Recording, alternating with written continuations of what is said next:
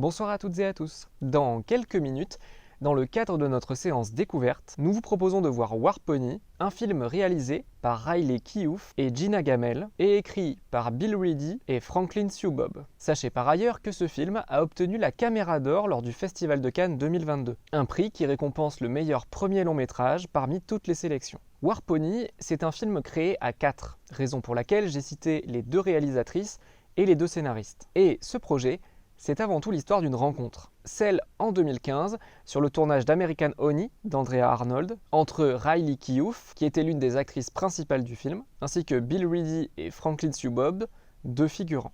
Avant même que le film ne commence, vous pourrez voir apparaître ce message à l'écran, filmé sur les terres traditionnelles des peuples Océtie-Sakowin et Tongva. L'action de War Pony et son tournage se sont en effet déroulés dans l'état du Dakota du Sud, en plein centre des États-Unis, sur les terres des Océtie-Sakowin et des Tongva. Ces 2 noms ne vous disent certainement rien, et pourtant, ils désignent 2 groupes de ceux qu'on appelle de manière erronée les Indiens, ou de manière tout aussi erronée les Amérindiens.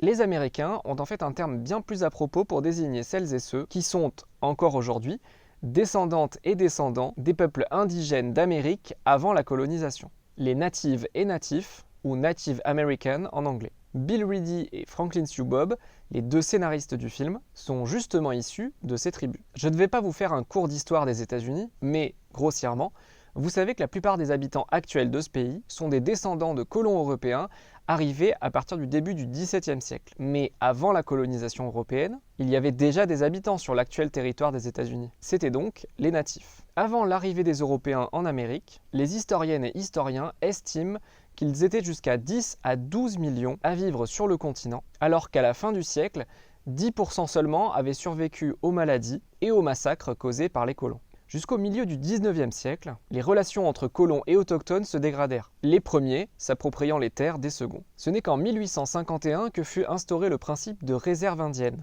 des territoires protégés, réservés aux différentes tribus, comme les Océtie-Sakowin et les Tongva, que vous verrez dans War Pony.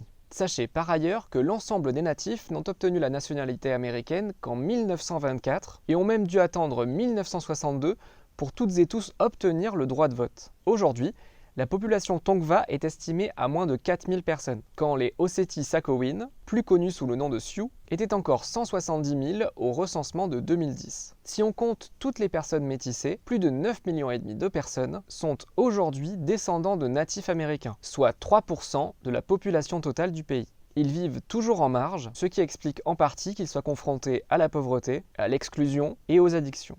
Au cinéma, la figure du natif a longtemps été associée au western classique, et ce dans des rôles très stéréotypés, qu'ils soient barbares sanguinaires ou de bons sauvages. Il faudra attendre La Flèche brisée de Delmer Daves en 1950, ou Broken Arrow en anglais, pour qu'un western commence à représenter positivement des natifs américains. C'est alors qu'est né un nouveau sous-genre, le western révisionniste, qui va le plus souvent à l'encontre du schéma classique du bon colon et du natif sanguinaire. Les personnages natifs, de la même manière que les personnages noirs ou d'origine asiatique, ont aussi été longtemps victimes de ce qu'on a appelé le whitewashing, un mot anglais qui désigne le fait que des acteurs ou actrices blanches se griment pour jouer un personnage qui n'a pas la même couleur de peau. Enfin, un peu comme dans War Pony que vous allez voir dans quelques instants, des films récents ont parfois mis en scène des autochtones dans un contexte moderne, comme dans le film québécois Kwesipan de Myriam Véro qui est sorti en 2021. Voir des films de fiction mettre en lumière le quotidien contemporain d'autochtones américains est primordial pour nous permettre de rendre visibles ces populations marginalisées depuis des siècles ou transformées en stéréotypes à cause du cinéma. C'est exactement ce genre de réflexion qu'ont des jeunes réalisateurs ou réalisatrices comme Riley Keough et Gina Gamel, qu'il est nécessaire de proposer des représentations plus réalistes et surtout plus contemporaines de ces personnes,